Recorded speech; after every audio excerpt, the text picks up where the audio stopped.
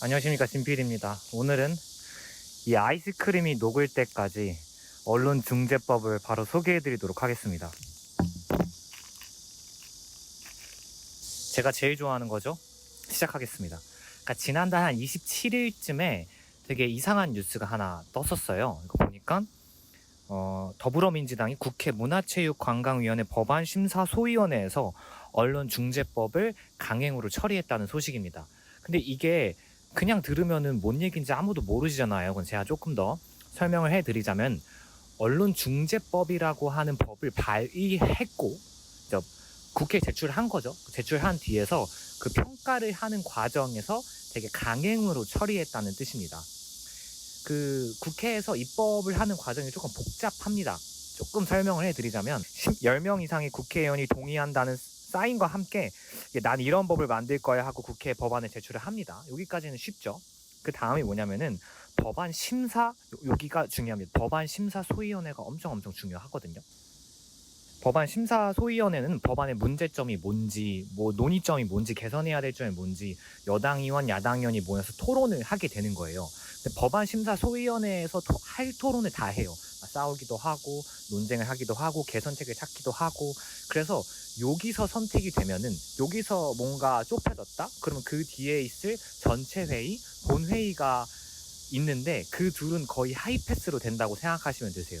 근데 지금 이거를 뭔가 토론을 거의 하지 않고 그냥 바로 강행으로 처리했다는 거죠. 기사를 조금 더 자세하게 살펴보면은, 회의만 7시간을 했는데 답이 안 나와서 대안으로 하자, 대안으로 만들어 놓은 법안이 있으니 그 법안을 만들어서 그 법안을 통과를 시키자라고 결론이 났대요. 그래서 이제 야당 의원들이 그럼 그 대안이 뭔데? 라고 대답을 하니까, 대안은 아직 안 만들어졌는데? 라는 거예요.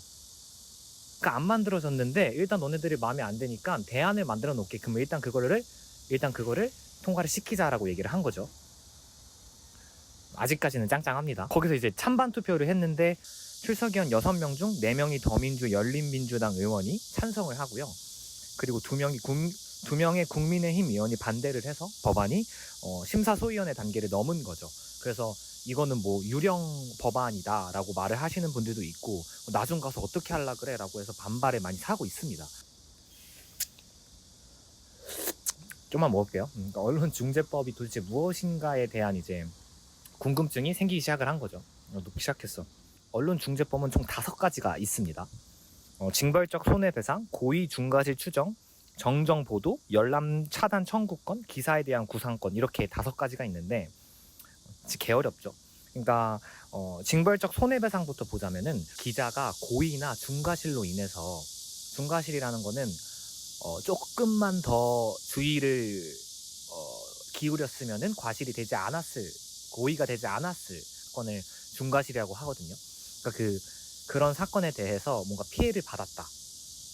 뭔가 예를 들어서 허위 조작 보도를 기사나 언론사가 했다. 그 경우에는 이제 손해액의 최대 5배를 이제 보상을 해주고, 거기다가 배상액의 최소 금액, 그러니까 얼마 정도는 무조건 최소 금액을 배상을 해줘야 되는 건데, 그거는 언론사의 매출액의 10,000분의 1이라고 합니다. 근데 여기서 이제 나오는 반발이 뭐냐면은, 이런 것들이 언론 활동을 되게 위축시킬 수 있다고 하고, 그렇다면 매출액이 큰 회사들은 한마디로 말해서 더 많은 배상을 해야 되냐라고 하는 반발이 사기 시작했죠.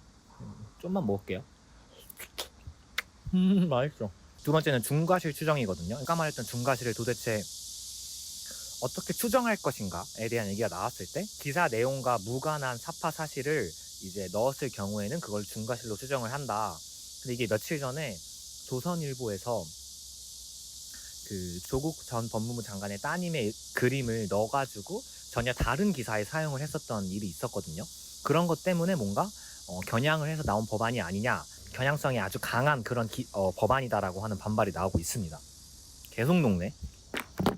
세 번째는 정정보도인데, 만약에 내가 정정보도를 언론사에서 해야 될 경우 원래 보도랑 똑같은 크기와 똑같은 내용과 똑같은 시간에 해야 된다라는 거죠. 이거는 어떤 뉴스의 편집권, 신문의 편집권, 언론의 편집권, 내가 이렇게 뉴스를 구성할 거야 라고 하는 그 언론사의 고유한 권리를 반발했다라고 하는, 침해했다라고 하는 반발들이 요즘 나오고 있습니다. 큰일 났어. 열람 차단 청구권은 인터넷 뉴스에 피해를 받은 사람이 그 인터넷 뉴스 사업자에게 열람 차단 청구권을 할 수 있다는 건데, 이게 무슨 뜻이냐면은 내가 만약에 피해를 받았어? 그럼 그 회사 사장한테 얘기를 해가지고 그 기사를 보지 못하게 요구할 수가 있다는 뜻이에요. 이 말은 즉슨 기사를 못 들어간다는 거죠. 못 보게 된다는 거죠. 기사를 못 보게 된다는 건데, 이게 무슨 뜻이냐면 여기서 나오는 반발은 뭐냐면 그 피해의 기준이 뭐냐, 그 말을 하고 있는 거죠. 되게 명확하지가 않죠. 마지막으로 기자에 대한 구상권인데요. 고의나 중과실이 명백하고 데스크 즉 언론사 본부를 속인 기자들의 경우에는 언론사 구상권을 명시한다는 법안이다 라고 되어 있습니다. 한마디로 말해서 언론사가 모두 책임을 지되 언론사가 기자한테 또 책임을 물 수가 있다라고만 생각하시면 될 것 같아요. 구상권이 조금 어려운 개념이라. 여기서 나오는 반발은 뭐냐면은 기자에 대한 입에 자물쇠를 채운다 라고 하는 얘기가 되어 있고, 그리고 구상권 자체가 민법에서도 적용이 될 수 있기 때문에 너무 걱정을 안 해도 된다고 얘기를 하고 있는 거예요. 그러니까 여당에서는 언론의 신뢰도가 낮은 이유가 조금 뭔가 허위 보도를 하고 많은 피해를 입혔기 때문에 그런 거에 대한 뭔가 안전장치가 더 확실히 있어야 된다 때문에 언론 중재 법안이 나오고 있고요.